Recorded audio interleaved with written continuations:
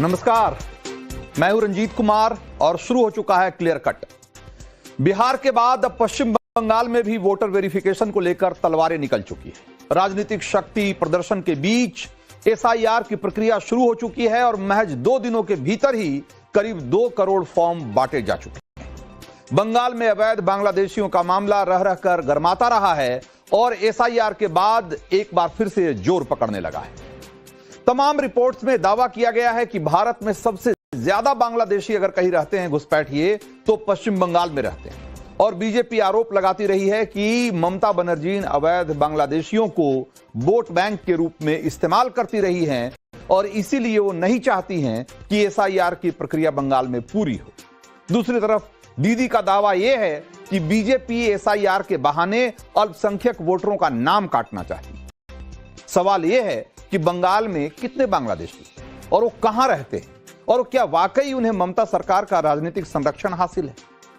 Times now Navbharat ने इन्हीं सवालों का जवाब तलाशने की कोशिश की है और नवभारत की संवाददाता कोलकाता के करीब न्यू टाउन इलाके में पहुंची और न्यू टाउन कोलकाता से करीब 15 किलोमीटर के फासले पर है और एक बहुत ही मॉडर्न तरीके से बसाया गया शहर है। और न्यू टाउन एक उभरता हुआ आईटी और एक रेसिडेंशियल इलाका है।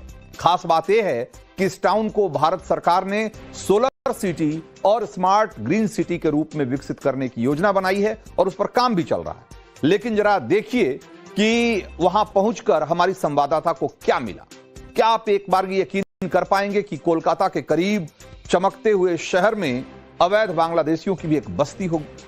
टाइम्स नाउ भारत की टीम इस बस्ती में पहुंची तो पता चला कि यहां एक पूरी अवैध बस्ती बांग्लादेशियों ने ही बना रखी है और बस्ती में घूमने पर पता चला कि यहां कई बांग्लादेशी रहते आए। कुछ महिलाओं ने हमारे कैमरे पर खुद कबूल किया कि वो बांग्लादेश से घुसपैठ करके यहां पहुंची हैं और ये एक्सक्लूसिव बातचीत सुनिए जरा। আপনি কি বাংলাদেশ থেকে এসেছেন? হ্যাঁ, আমি বাংলাদেশ থেকে আইছি। তো আপনি আসলেন এখানে কি করে, মানে কাটাতার পার করে এসেছেন, কি করে এসেছেন? হ্যাঁ, আমরা যখন আইছিলাম আমাদের দিকে আলা ছিল, ডুবে গেল, সেখানে আইছিল। আচ্ছা, তো আপনাদের কোনো ডকুমেন্টস বা কিছু? না, আমাদের ডকুমেন্টস কোনো কিছু নেই। এখানে ভারতের আধার কার্ড বা হচ্ছে ভোটার আইডি কিছু আছে আপনাদের? আমার ভোটার কার্ড নেই। আর আধার কার্ড? আধার কার্ড আছে, বাচ্চা স্কুলে ভর্তি করার জন্য। হ্যাঁ, বাচ্চা সরকারি স্কুলে পড়ে, তার ছেলে জন্ম সার্টিফিকেট আছে এখানে, তাছাড়া কিছু। আপনাদের তো কোনো নথি ছিল না, তো আধার কার্ড হলো কি করে? মানার আধার কার্ড করে দিল স্কুল থেকে। ওরা করে দিয়েছে? হ্যাঁ, স্কুল থেকে মানা করে দিল। স্কুলে ছেলে মানা পড়ে তো এখান থেকে করে দিল। তো আপনারা এখানে কজন আছে? আপনার পরিবার এখানে মানে বাংলাদেশ থেকে আসা এই এলাকাতে কতজন আছে? বেশি জন নেই এখানে।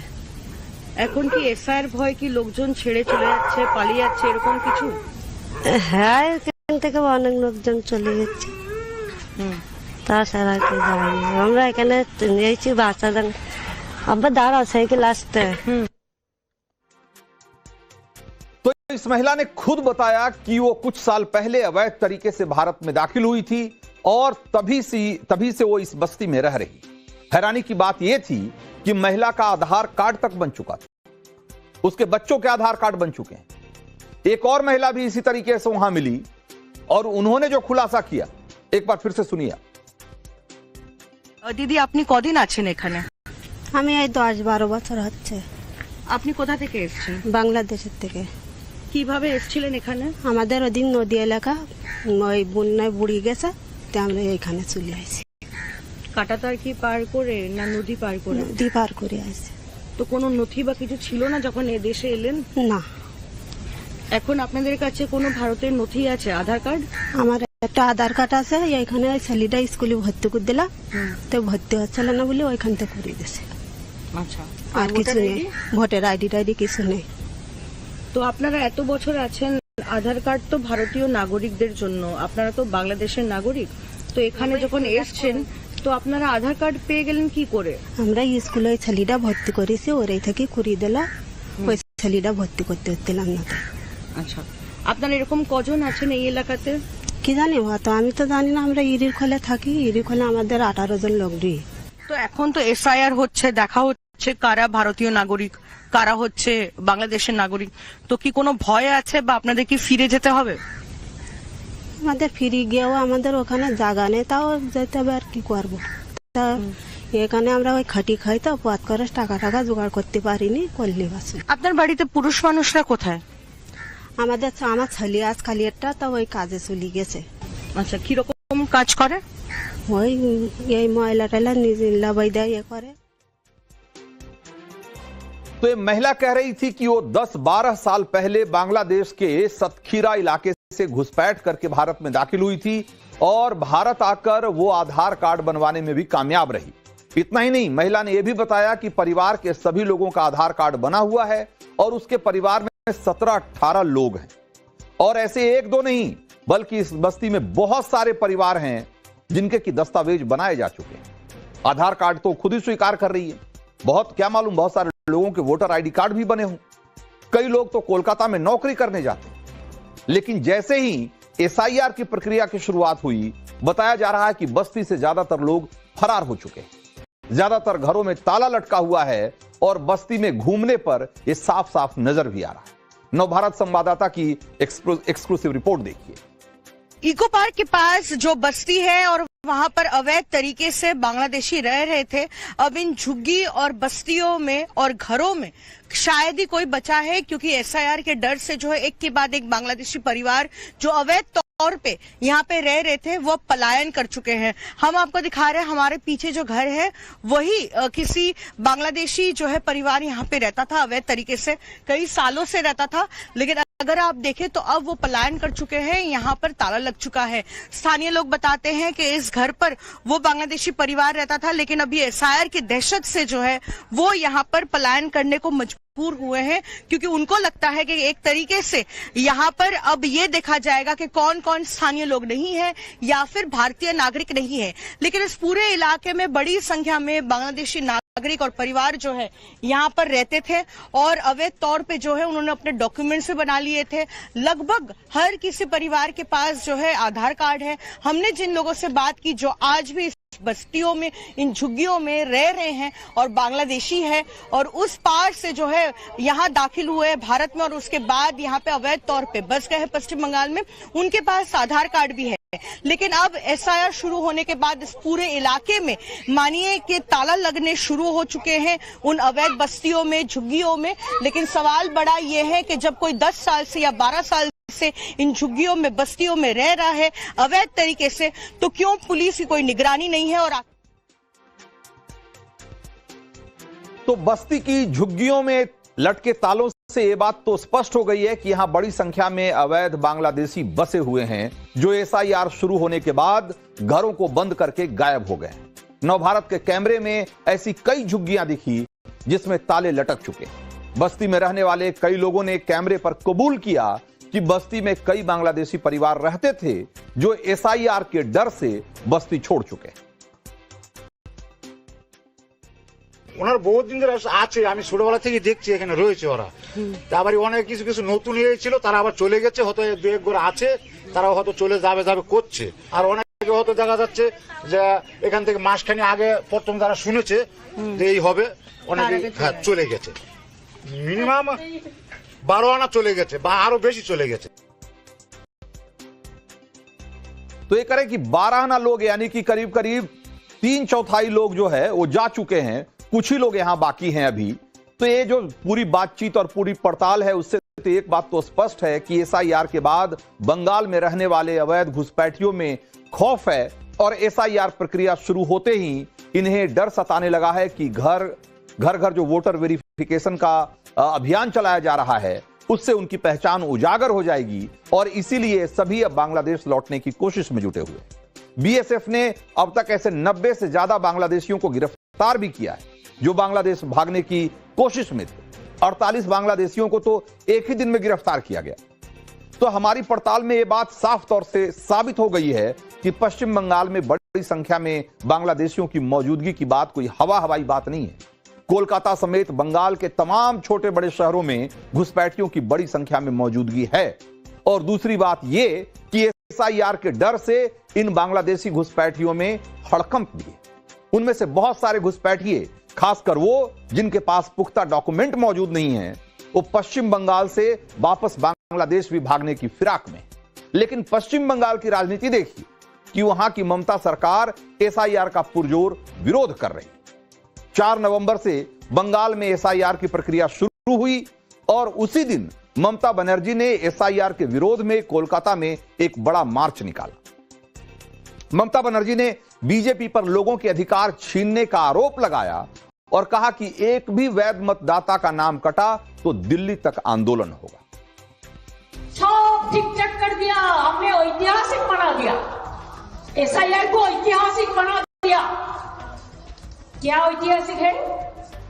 No Aadhaar for voter list, no Aadhaar for ration card, लेकिन बैंक में जब आप अकाउंट करने जाता है तो आधार लिंक चाहते हैं। तो क्या है, किसका समाकलन कर रहा है? तो आधार कार्ड सिटीजनशिप नहीं होगा, तो आधार कार्ड में आपको वोटिंग राइट नहीं होगा, आपका आधार कार्ड में आपको एड्रेस नहीं होगा। तो सबसे बढ़िया ये है, एक परिवर्तन करके दिल्ली सरकार को हटाओ देश से, कोई आधार का जरूरत नहीं होगा, कोई आधार नहीं आएगा।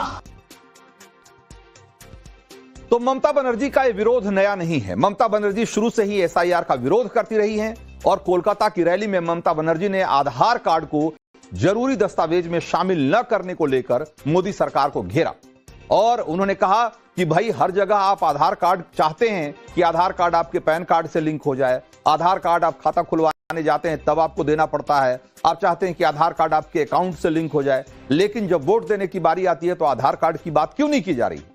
लेकिन सवाल यह है कि सरकार पहले भी कह चुकी है कि आधार कार्ड नागरिकता का प्रमाण पत्र नहीं है और ममता बनर्जी चाहती हैं कि आधार कार्ड ही नागरिकता का प्रमाण पत्र बन जाए, आधार कार्ड ही वोटिंग का पैमाना बन जाए और जिसके जिसके पास आधार कार्ड है वो सारे लोग एक एलिजिबल वोटर माने जाए, वैध वोटर माने जाए। और जैसा कि हमने आपको भी पड़ताल में दिखाया कि अगर ममता बनर्जी की बात मान ली जाए तो जितने बांग्लादेशी थे, अभी जितने लोगों ने हमारे कैमरे पे बात की पूजा मेहता से, उन्होंने सब के सब कहा कि उनके पास पहले से ही आधार कार्ड मौजूद है और आधार कार्ड आसानी से बन गए, यानी कि वो सारे के सारे बंगाल के वोटर हो जाएंगे, इस देश के वोटर हो जाएंगे और ममता बनर्जी शायद यही चाहती हैं।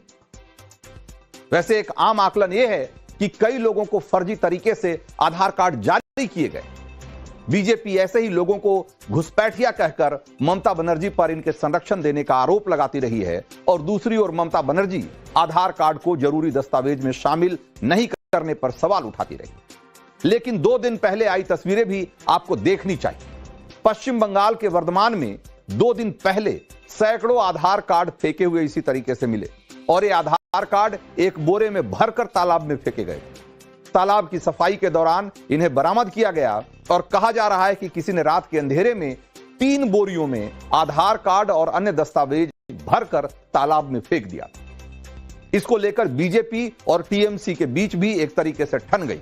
बीजेपी इसे एसआईआर के डर से फेंके गए फर्जी कार्ड बता रही है, जबकि टीएमसी नकली बताकर फेंके जाने की बात इसको कह रही है कि ये सारे आधार कार्ड है वो सारे नकली।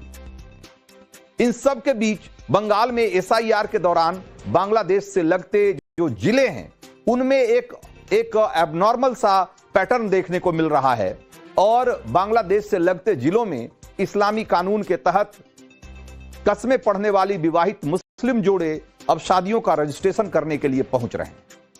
आंकड़ों के मुताबिक नवंबर 2024 और अक्टूबर 2025 के बीच बंगाल में 1130 मुस्लिम जोड़ों ने विवाह पंजीकरण के लिए आवेदन किया था और इनमें से आधे से ज्यादा यानी कि 609 आवेदन जुलाई और अक्टूबर के बीच आए और ये यही वक्त था जब बिहार में वोटर निरीक्षण का कार्यक्रम चल रहा था, यानी कि एसआईआर चल रहा था।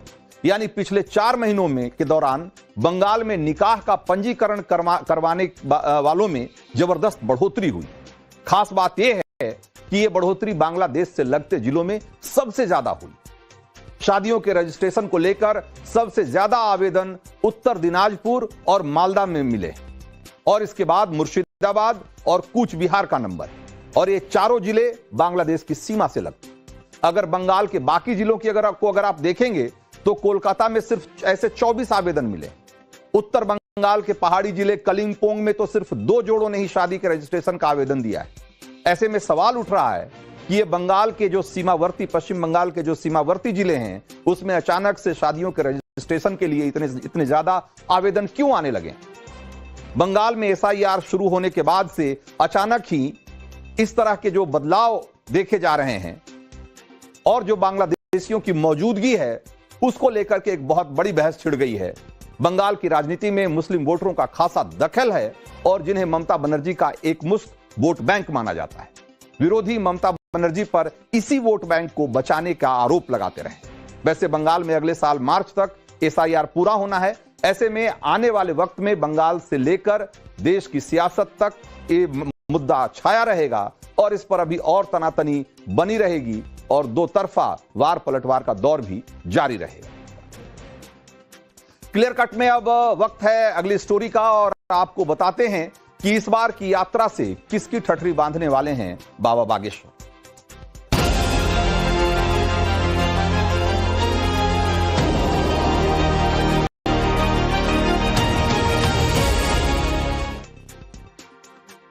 पिछले साल नवंबर में हिंदू एकता पदयात्रा से सनातन की अलख जगाने वाले बाबा बागेश्वर इस साल फिर इस अभियान पर निकल पड़े। आज दिल्ली के छतरपुर इलाके के मां कात्यायनी मंदिर से उन्होंने हिंदू एकता यात्रा 2.0 की शुरुआत की और इसमें उनके कदम से कदम मिलाकर चलने के लिए देश भर से बड़ी संख्या में साधु संत भी आए हुए हैं। इसमें शामिल होने के लिए एक दिन पहले ही देश के कई हिस्सों से बड़ी संख्या में हिंदू सनातनी भी दिल्ली पहुंचे हैं और वहीं इस यात्रा में के रास्ते में शामिल होने के लिए 40,000 लोगों ने पहले ही ऑनलाइन रजिस्ट्रेशन भी करवाया है। सोशल मीडिया पर उनकी यात्रा खूब ट्रेंड कर रही है। बागेश्वर सरकार की हिंदू एकता यात्रा 2.0 देश की राजधानी में बहुत बज़ क्रिएट कर रही है और उसे खूब समर्थन भी मिल रहा है। हालांकि बहुत सारे लोग इसके विरोध में भी आवाजें उठा रहे हैं जो इस यात्रा को रोकने के लिए कोर्ट का दरवाजा खटखटाने की भी चेतावनी दे रहे हैं। बागेश्वर सरकार की हिंदू एकता पदयात्रा से उन्हें क्या बेचैनी हो रही है, वो क्या दलीलें दे रहे हैं और क्यों इसे हर हाल में रुकवाना चाहते हैं, इसके पीछे कैसे एक बड़ा सियासी दाव पेच भी हो सकता है, उस सब पर मैं बात करूंगा। लेकिन पहले आपको दिखाता हूं कि कैसे बागेश्वर सरकार बड़ी तादाद में साधु संतों और सनातनी समर्थकों को लेकर दिल्ली से वृंदावन की तरफ निकल पड़े। हम सब भाई हिंदू भाई क्या कहना चाहेंगे? बिल्कुल सही पकड़े हैं, बिल्कुल सही पकड़े हैं। देखिए कहाँ से आए हो? पीलीभीत उत्तर प्रदेश। उत्तर प्रदेश से आए हो यात्रा में शामिल होने? जी बिल्कुल। हिंदू राष्ट्र चाहते हो तुम भी? हिंदू राष्ट्र बन ही गया एक तरीके से। बन ही गया। क्या कहेंगे? कहाँ से आए?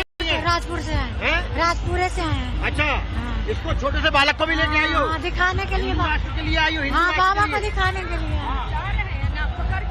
देख कहाँ से आ रही हैं? कहाँ से आ रहे हो बताओ? दिल्ली से आ रहे हैं हम। हिंदू राष्ट्र बनाने? हिंदू राष्ट्र बनाने। हिंदू राष्ट्र बनाने जबलपुर से आए हैं। जबलपुर से आए हैं। अच्छा, जबलपुर वाली आओ तुम?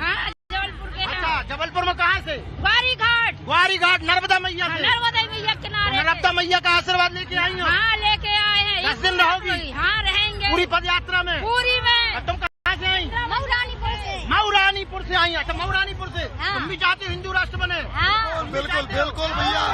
हम आगे से दान की जय हो। तो बागेश्वर सरकार की ये दूसरी हिंदू एकता यात्रा है और इससे पहले पिछले साल उन्होंने मध्य प्रदेश के छतरपुर से हिंदू एकता यात्रा निकाली थी जहां उनका बागेश्वर धाम है और वो यात्रा भी 10 दिन की थी और वो मध्य प्रदेश के ओरछा में जाकर खत्म हुई थी जहां राजा राम सरकार का मंदिर है। 21 नवंबर से 29 नवंबर की उस यात्रा में भारत के हिंदू समाज को एकजुट करने और भारत में राम राज्य की स्थापना करने का संकल्प लिया गया था और अयोध्या में भव्य राम मंदिर निर्माण को उसकी शुरुआत बताया गया था। इस बार जब बागेश्वर सरकार ने देश की राजधानी दिल्ली से हिंदू एकता यात्रा 2.0 शुरू करने का ऐलान किया तभी से लेकर खलबली शुरू हो गई। ऐलान यह था कि 16 नवंबर को वृंदावन के बांके बिहारी मंदिर पर इस सनातनी यात्रा का समापन होगा और इसी के बाद बागेश्वर सरकार की इस यात्रा को कृष्ण जन्मभूमि आंदोलन और से जोड़कर उसको नई धार देने की तैयारी के रूप में देखा जाने लगा। बागेश्वर सरकार ने आज इस यात्रा की शुरुआत को लेकर क्या कहा, एक बार पहले आप उस सुनिए। 7 नवंबर है, आज आपने जिक्र किया था कि आज ही के दिन गौ रक्षा पर आए हुए संतों पर गोलियां चलाई गई थी। गौ रक्षा को लेकर भी आप ये यात्रा कर रहे हैं, तो गौ रक्षा को लेकर क्या कहना चाहिए? भारत हिंदू राष्ट्र होगा तो निश्चित रूप से सामाजिक समरसता होगी और गौ माता राष्ट्र माता होगी। गौ जिनको हम गाय माता कहते हैं वो सड़कों पर है, ये इस देश का दुर्भाग्य है। इसलिए हम सब हिंदू सड़कों पर निकले हैं, इसलिए हम संतों को, साधु संतों का कमंडल लेकर और बागेश्वर धाम कमंडल लेकर के सड़कों पर निकले। लेकिन आपने यमुना की बात की कि यमुना साफ होनी चाहिए, निर्मल होनी चाहिए। आपको लगता है कि सिर्फ पदयात्रा बस से ये काम हो जाएगा? पदयात्रा से जागृति तो आएगी, अवेयरनेस तो आएगी, लोग उसके प्रति सजग तो होंगे। बिल्कुल ना होने से तो बेहतर है कुछ सजगता आएगी। लेकिन धर्मांतरण लगातार हो रहा है, आपके गृह जिले में भी धर्मांतरण हो रहा है, मध्य प्रदेश में हो रहा है, पंजाब में हो रहा है, तो आपको क्या लगता है कि धर्मांतरण का तो मुंह तोड़ जवाब देगा? धर्मांतरण इस देश में, अवैध धर्मांतरण बंद होगा। लोभ लालच देकर, षड्यंत्र देकर के, चमत्कारों का प्रभाव दिखाकर धर्मांतरण नहीं चलेगा। तो बागेश्वर सरकार ये साफ कह चुके हैं कि दूसरी बार हिंदू एकता पदयात्रा निकालने के पीछे उनका मकसद क्या है। उन्होंने इस बार 7 संकल्प हिंदू समाज के सामने रखा है, और वो 7 संकल्प क्या है? पहला संकल्प है यमुना नदी का पूर्ण शुद्धिकरण हो। दूसरा संकल्प, गाय को राष्ट्र माता का दर्जा मिले। तीसरा संकल्प, हिंदुओं में जात पात ऊंच नीच का भेदभाव खत्म होना चाहिए। चौथा संकल्प उन्होंने रखा है कि भारत में अवैध धर्मांतरण और लव जिहाद जैसे मामलों पर लगाम लगना चाहिए। पांचवा संकल्प उनका यह है कि मथुरा में कृष्ण जन्मभूमि पर राम मंदिर की तरह ही भव्य और दिव्य मंदिर बने। ये एक बहुत महत्वपूर्ण बात है और इसको लेकर के भी एक अलग तरह की सियासत चल रही है। छठा संकल्प उन्होंने ये रखा है कि पूरे ब्रज क्षेत्र में मांस मदिरा पर प्रतिबंध लगना चाहिए। और 7वां संकल्प है ब्रज भूमि को उसके पुराने स्वरूप में लाया जाए जैसा हिंदू धर्म ग्रंथों में वर्णन है। इन 7 संकल्पों के पूरा होने के बाद उनके 8वें संकल्प की बारी आती है, यानी भारत को हिंदू राष्ट्र घोषित किया जाए और इसकी शपथ भारत की हिंदू आबादी ले। आज दिल्ली में पद यात्रा की शुरुआत में जुटे लोग एक तरीके से पहले से ही इन 8 संकल्पों की शपथ लेते हुए दिखाई दिए। देखिए जरा। तो बागेश्वर सरकार की हिंदू एकता पदयात्रा दिल्ली, यूपी और हरियाणा, इन 3 राज्यों की 422 ग्राम पंचायतों, कस्बों और शहरों से होकर गुजरेगी। इस सनातनी यात्रा के से 5 करोड़ हिंदुओं को जोड़ने का लक्ष्य है, यानी जिन जिन इलाकों से बागेश्वर सरकार की यात्रा गुजरेगी वहां की हिंदू आबादी को इन्हीं 8 संकल्पों की शपथ दिलाई जाएगी। सनातन एकता पद यात्रा ये किसी जाति का नहीं है, किसी धर्म का नहीं, किसी मजहब का नहीं है। समस्त सनातनियों को जगाने के लिए है, न किसी दल का है, पूरे हिंदुस्तान के दिलों के लिए है। इसके नाते हम पूज्य बागेश्वर बालाजी सरकार के साथ भारत हिंदू राष्ट्र बने, भारत सनातन संस्कृति राष्ट्र बने। इसके नाते पूज्य बागेश्वर सरकार के साथ पिछले बार भी थे, इस बार भी हैं। जब तक भारत हिंदू राष्ट्र नहीं हो जाएगा, जब तक कृष्ण जन्मभूमि मंदिर का निर्माण नहीं हो जाएगा, जब तक सब हिंदू एक नहीं हो जाएगा, जब तक बेधर्मी भारत से भाग नहीं जाएंगे, तब तक हम बागेश्वर बालाजी सरकार के साथ में हैं। तो भारत को हिंदू राष्ट्र बनाने की भावना से हिंदू समाज एकजुट हो, बागेश्वर सरकार की इसी भावना से उनके विरोधी बौखलाए हुए। उनकी हिंदू एकता पदयात्रा को सांप्रदायिक सद्भाव बिगाड़ने वाला बता रहे हैं। आरोप लगा रहे हैं कि बागेश्वर सरकार देश में धार्मिक उन्माद फैलाना चाहते हैं, हिंदू मुसलमानों के बीच नफरत पैदा करना चाहते हैं। और इस यात्रा को लेकर आरोप यहां तक लगाए जा रहे हैं कि यूपी में योगी आदित्यनाथ के मुख्यमंत्री बनने के बाद बाबाओं को राजनीति का शौक चर्राने लगा। वो सत्ता सिंहासन पर बैठने के लिए तरह तरह के दांव आजमा रहे हैं। बागेश्वर सरकार की हिंदू एकता पदयात्रा भी उससे अलग नहीं है। और ऐसी ही दलीलों के साथ बागेश्वर सरकार की हिंदू एकता पदयात्रा पर रोक लगाने की मांग की गई है। दलित पिछड़ा समाज संगठन ने इस यात्रा के खिलाफ सुप्रीम कोर्ट में एक जनहित याचिका दाखिल करने का ऐलान किया है और चीफ जस्टिस ऑफ इंडिया से इस पर स्वतः संज्ञान लेने की अपील भी की। भीम आर्मी ने बागेश्वर सरकार की पदयात्रा तुरंत रोकने की मांग सुप्रीम कोर्ट से की है और यहां तक दलील दी है कि भारत एक धर्मनिरपेक्ष राष्ट्र है और एक धर्मनिरपेक्ष राष्ट्र को किसी एक धर्म का बनाने की अगर कोई भी कोशिश की जा रही है तो एक तरीके से वो भी राष्ट्रद्रोह की श्रेणी में आता है। हालांकि देश का संविधान हर किसी को धार्मिक स्वतंत्रता का अधिकार देता है। यह अधिकार देता है कि हम अपनी धार्मिक परंपराओं और मान्यताओं के हिसाब से चलें, उसका पालन करें और अपने समाज में उसको लेकर जागरूकता फैलाएं, अपने धर्म के लोगों को एकजुट करें। हां, इसमें जबरदस्ती नहीं होनी चाहिए, लोभ लालच का डर दिखाकर धार्मिक मान्यताओं को बदलने की कोशिश नहीं होनी चाहिए, अपनी धार्मिक मान्यताओं को जबरन दूसरों पर थोपने की कोशिश नहीं होनी चाहिए। पूरी पदयात्रा में हम लोगों को किसी के खिलाफ नहीं बोलना, केवल हमें अपना घर संभालना। अपना घर है जो हम भेदभाव में फंसे, छुआछूत में फंसे, ऊंच नीच में फंसे, अगड़ा पिछड़ा में फंसे, इनसे ऊपर उठकर 14वीं शताब्दी में रामानंदाचार्य भगवान ने जो कहा था, जात पात पूछे नहीं कोई, हरि को भजे सो हरि को होई। हम लोगों को इसी बात को पकड़कर चलना है। तो बाबा बागेश्वर के इसी अभियान से ऐसे लोगों को जरूर दिक्कत हो सकती है जो हिंदुओं के एकजुट होने से घबराते रहे। जातीय राजनीति करने वालों को भी इसमें खतरा दिखाई दे सकता है, लेकिन आप ये जानकर हैरान रह जाएंगे कि बागेश्वर सरकार की हिंदू एकता पदयात्रा में मुस्लिम बिरादरी के 300 से ज्यादा लोग शामिल हैं और वो भी चोरी छिपे नहीं, ताल ठोक कर अपनी बिरादरी को बताकर, क्योंकि ये वो लोग हैं जिन्हें लगता है कि हिंदू एकता इस पूरे भारत की अखंडता के लिए जरूरी है। बागेश्वर सरकार की हिंदू एकता पदयात्रा 2.0 के जो संकल्प हैं उस पर अगर आप गौर करेंगे तो आप समझ पाएंगे कि क्यों बाके बिहारी मंदिर इस पदयात्रा के समापन का एक स्थल के तौर पर चिन्हित किया गया है और कैसे यात्रा भगवान कृष्ण पर फोकस है। उदाहरण के तौर पर यमुना नदी की शुद्धता की मांग, ये मांग पर्यावरण, नदी की स्वच्छता के साथ साथ भारतीयों की अच्छी सेहत के लिए तो जरूरी है ही। ये मांग सीधे सीधे भगवान कृष्ण से जुड़ती है क्योंकि उनकी बाल लीलाओं का केंद्र यमुना ही रही। यमुना में कालिया नाग का जहर फैला हुआ था और तब कृष्ण ने उनके फनों को नाथ कर यमुना के जल को पवित्र किया।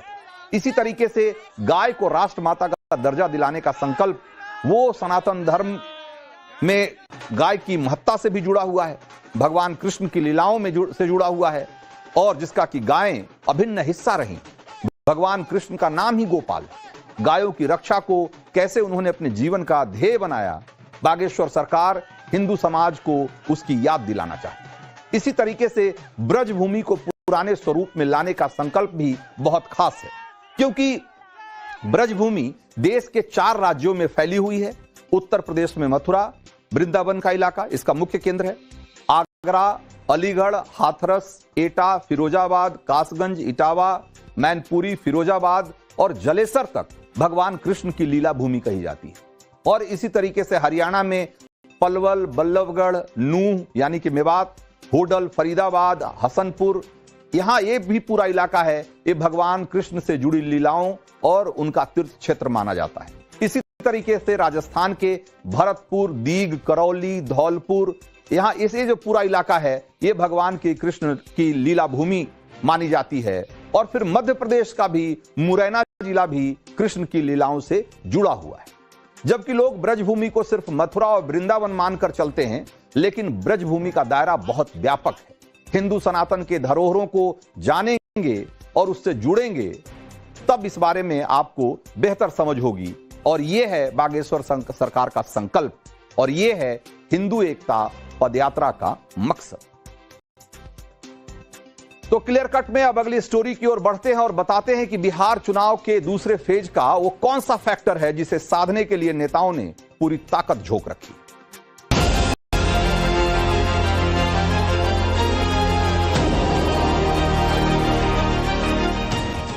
तो बिहार विधानसभा चुनाव के दूसरे और अंतिम चरण के लिए चुनाव प्रचार चरम पर पहुंच गया है। एनडीए और महागठबंधन के दिग्गजों ने मोर्चा खोला हुआ है। दूसरे चरण की लड़ाई का जो मैदान है वो बिहार का सीमांचल बना हुआ है। उसी के साथ साथ मगध, शाहाबाद और चंपारण के इलाके में भी जनता अपनी वोट की ताकत दिखाएगी 11 तारीख को। और विधानसभा चुनाव के दूसरे और अंतिम चरण में 20 जिलों के 122 विधानसभा क्षेत्रों में 11 नवंबर को वोट डाले जाने हैं। और इसके बाद सबको इंतजार रहेगा 14 नवंबर का, क्योंकि उसी दिन आएगा बिहार का फैसला। बिहार के उस फैसले को अपने हक में करवाने के लिए नेताओं ने एड़ी चोटी का जोर लगा रखा। आपको बताएंगे कि कल की बम्पर वोटिंग से किसका कॉन्फिडेंस आसमान छू रहा है और किसका हौसला पस्त दिख रहा है। लेकिन उससे पहले आपको बताते हैं कि दूसरे चरण के लिए कहां सबसे जोरदार लड़ाई छिड़ी हुई। तो ये जवाब है इसका बिहार का सीमांचल, जहां सबसे तेज गरज रहे हैं एआईएमआईएम के मुखिया असदुद्दीन ओवैसी। मुस्लिम बहुल सीटों पर एक भी मुसलमान वोट इधर से उधर न छिटक जाए, इसके लिए ओवैसी अपने खास अंदाज में महागठबंधन को हर जगह घेर रहे हैं। और ओवैसी के निशाने पर सबसे ज्यादा अगर कोई आ रहा है तो वो है लालू परिवार। बिहार में सरकार बदलने के तेजस्वी के नारे की ओवैसी खूब मजम्मत भी कर रहे हैं और जहां मौका मिल रहा है खिल्ली भी उड़ा रहे हैं और लगभग हर मंच से उड़ा रहे हैं। इसी के साथ ओवैसी पूर्णिया के सांसद को भी नहीं बख्श रहे। सुनिए जरा ओवैसी। अब फिर 2025 आया है तो लालू परिवार कह रहा है सरकार बदलो। मेरे भाई, सरकार बदलने से क्या हासिल होता है? क्या सरकार बदलने से सीमांचल का मुस्तकबिल बदलता है? बताओ। अगर बदलता तो फिर यह बदहाली नहीं होती। अगर बदलता तो फिर पूरे सीमांचल में किशनगंज में एक ही डिग्री कॉलेज क्यों है? अगर सरकार बदलती तो फिर ये तमाम हालात क्यों नहीं बदलते? मैं आपसे अपील कर रहा हूं, सीमांचल को अगर बदलना है तो आपको 11 तारीख के दिन एक सैलाब की तरह इन तमाम जालिमों को अपने वोट में बहा देना है। मेरा नाम मेरे बुजुर्गों ने असदुद्दीन रखा। असदुद्दीन के माने क्या होते? अल्लाह के दीन का शेर। और तेरा नाम टप्पू पप्पू है। और फिर तू नहीं जानता कि असद हैदर कर्रार के निस्बत से भी है। तो बीते दिनों चुनाव प्रचार के दौरान तेजस्वी यादव ने ओवैसी को चरमपंथी कह दिया था और उसके बाद से ओवैसी तेजस्वी पर पलटवार का एक भी मौका चूक नहीं रहे। सीमांचल में तो हर मंच से तेजस्वी की उस बात को पूरी ताकत से उछाल रहे हैं। ओवैसी कैसे तेजस्वी को जवाब दे रहे हैं, एक बार जरा और देखिए। और हमको बोलते चरमपंथी। अरे मैं किसी मजहब के खिलाफ था, ना कभी रहूंगा। यकीनन मैं फख्र से कहता हूं कि मैं मुसलमान हूं, मगर चेहरे पे दाढ़ी, सर पे टोपी, मस्जिदों को आबाद करना, मस्जिदों को बचाने की लड़ाई लड़ना, शरीयत की हिफाजत करना, वक्फ कानून को काला कानून कहना, जालिम को जालिम कहना, अगर ये चरमपंथी है तो मैं क्या करूं? बताओ कोचा दामन की जनता, बताओ मैं क्या करूं? बताओ आप। मुझे देखना है ना, कभी सीमांचल के किसी चौराहे पर तू ठहर जा, मैं भी ठहरता हूं, देखते हैं क्या तमाशा होता है। ये कांग्रेस पार्टी का एक सांसद बोलता है ओवैसी की जात क्या है, ओवैसी की जमीन क्या है, ओवैसी की दौलत क्या है। अरे सुन, मैं मुसलमान हूं, गयूर मुसलमान हूं। मैं रसूलुल्लाह सल्लल्लाहु अलैहि वसल्लम का उम्मती हूं। बहरूपिया बोलता है मेरा नाम मेरे अब्बा और अम्मा ने असदुद्दीन रखा, दीन का शेर के नाम से रखा। और तो पूछता है मेरी जमीन कितनी है? अरे पूरा सीमांचल मेरा है, बता तेरा क्या है? तो सीमांचल में ओवैसी और तेजस्वी के बीच तलवार इस बात को लेकर खिंची हुई है कि हम मुस्लिम वोटों का असली रहनुमा कौन है, और इसको जरा आंकड़ों से समझने की कोशिश करिए। बिहार के सीमांचल इलाके में आने वाले जो जिले हैं, अररिया, किशनगंज, पूर्णिया और कटिहार, इसमें अगर देखा जाए तो कुल मिलाकर करीब 24 सीटें आती है विधानसभा की, और इन सभी सीटों पर मुस्लिम वोट बहुत निर्णायक माना जाता है। माइनॉरिटी कमीशन ऑफ इंडिया के मुताबिक सीमांचल के किशनगंज में 67% मुसलमान हैं, कटिहार में 42%, अररिया में 41% और पूर्णिया में 37% मुस्लिम आबादी है। 2020 के विधानसभा चुनाव में इन 24 सीटों में से एनडीए के पाले में 12 सीटें आई और महागठबंधन ने 7 सीटें जीती थी। लेकिन सबसे महत्वपूर्ण कामयाबी मिली थी एआईएमआईएम। ओवैसी की पार्टी ने अकेले अपने दम पर 5 सीटें जीतकर सीमांचल की सियासत में एक नई कहानी लिख डाली। एआईएमआईएम ने अमौर, बहादुरगंज, बायसी, जोकीहाट और कोचाधामन सीटें जीती थी और इनमें से 3 सीटों पर महागठबंधन के उस समय के विधायक तीसरे नंबर पर रहे थे। लेकिन चुनाव के बाद एआईएमआईएम के 4 विधायकों ने पाला बदलकर आरजेडी का दामन थाम लिया और इसी की वजह से ओवैसी तेजस्वी पर काफी नाराज थे, तेजस्वी से बहुत बिफरे हुए थे। उन्होंने तेजस्वी पर अपनी पार्टी तोड़ने का आरोप लगाया था। लेकिन बावजूद इसके इस चुनाव से पहले ओवैसी ने लालू परिवार को बाकायदा चिट्ठी लिखी और यह पेशकश की कि उन्हें महागठबंधन में शामिल कर लिया जाए। लेकिन लालू परिवार ने ओवैसी को भाव नहीं दिया क्योंकि आरजेडी मुसलमानों की रहनुमाई किसी के साथ साझा करना नहीं चाहती। उसे इस बात का डर है कि कहीं उसका जो माई वोट बैंक है उसमें ओवैसी सेंध न लगा दे। हालांकि सेंध तो लग ही चुकी है, लेकिन वो इस बात को स्वीकार नहीं करना चाहते। दूसरी ओर राहुल गांधी भी बिहार के दूसरे चरण के मतदान के लिए प्रचार युद्ध में जुटे हुए हैं। बांका की एक चुनावी रैली में राहुल गांधी ने दावा किया कि मोदी सरकार ने नालंदा यूनिवर्सिटी का सपना खत्म कर दिया है और महागठबंधन की सरकार आएगी तो बिहार को नई वर्ल्ड क्लास यूनिवर्सिटी मिलेगी। लेकिन बीजेपी ने फौरन ही राहुल के दावे को खारिज कर दिया। आप पहले इस सियासी वार का वार और पलटवार सुनिए और फिर राहुल गांधी के दावे की सच्चाई भी आपको बताएंगे। जब दुनिया की सबसे बेहतरीन यूनिवर्सिटी बिहार में हुआ करती थी, नालंदा यूनिवर्सिटी, कोने कोने से लोग आते थे, कोरिया से, चाइना से, जापान से, वियतनाम से आते थे पढ़ाई करने, बिहार में शिक्षा लेने। सब बंद कर दिया। यूपीए की सरकार थी, हमने नालंदा यूनिवर्सिटी को फिर से खड़ा करने की कोशिश की, पैसा डाला, इंटरनेशनल सबसे हाई क्वालिटी के लोगों को हमने इकट्ठा किया। नरेंद्र मोदी की सरकार ने नालंदा यूनिवर्सिटी का सपना रद्द कर दिया, खत्म कर दिया, बंद करवा दिया। भागलपुर में विक्रमशिला विश्वविद्यालय भी बन रहा है। उनको नालंदा विश्वविद्यालय तो याद रहा, उनकी जो टीम है उनको गलत इन्फॉर्म करती है। हमने नालंदा विश्वविद्यालय भी बनाया है, विक्रमशिला भी विश्वविद्यालय बनाया है। राहुल गांधी की सभा में पूरी तरह फ्लॉप हो गई। तो ये सच है कि यूपीए के दौर में साल 2007 में हुए पूर्वी एशिया शिखर सम्मेलन के दौरान प्राचीन नालंदा विश्वविद्यालय को पुनर्जीवित करने की चर्चा उठी थी और इसके बाद तत्कालीन यूपीए सरकार में ही साल 2010 में नालंदा विश्वविद्यालय अधिनियम पारित कराया गया। लेकिन 2014 में केंद्र में एनडीए सरकार बनने के बाद तत्कालीन विदेश मंत्री सुषमा स्वराज ने 29 सितंबर 2014 को नालंदा यूनिवर्सिटी के नए कैंपस की नींव रखी थी और उसके लगभग 9 साल के बाद प्रधानमंत्री नरेंद्र मोदी ने बुधवार 19 जून 2024 को नालंदा यूनिवर्सिटी के नए कैंपस का लोकार्पण किया था। और इसी के साथ पूरी दुनिया में शिक्षा का एक प्रमुख केंद्र रहा नालंदा विश्वविद्यालय करीब 800 सालों के बाद दोबारा से जीवंत हो उठा था। नालंदा विश्वविद्यालय का नया कैंपस 100 एकड़ में फैला हुआ है और आज नालंदा यूनिवर्सिटी में 187 से ज्यादा विदेशी छात्र मास्टर्स और पीएचडी के प्रोग्राम्स में पढ़ाई कर रहे हैं। ऐसे में राहुल का जो दावा है वो सच्चाई से कोसों दूर नजर आता है। खैर, दूसरे चरण के लिए वादों और दावों की इस लड़ाई के बीच पहले चरण की बंपर वोटिंग के मैसेज को लेकर भी भिड़ंत हो रही है। एनडीए नेता दावा कर रहे हैं कि बिहार के मतदाता अपनी सरकार का समर्थन देने के लिए बड़ी तादाद में घरों से निकले और दूसरी तरफ विपक्ष का दावा है कि बूथ पर जो लंबी लंबी कतारें दिखी वो सरकार बदलने के लिए आई थी।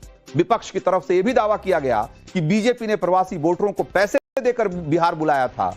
इस दावे की पड़ताल करने की हमने कोशिश की, हमें क्या पता लगा जरा देखिए जल्दी। बिहार के जो प्रवासी हैं उनको पैसे देकर स्पेशल ट्रेन चलाकर बिहार लाया गया ताकि वो वोट कर सके। इस तरह के आरोप लगातार लगाए जा रहे हैं। तेजस्वी यादव ने भी आरोप लगाया। हमारे साथ कुछ लोग हैं, हम पटना जंक्शन पर मौजूद हैं।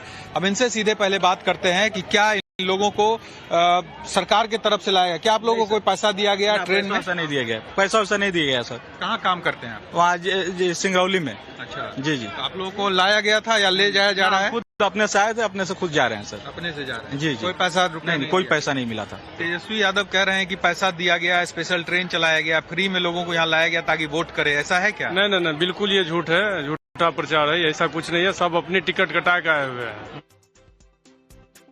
For more of such videos, do like, share and subscribe to ET Now Swadesh.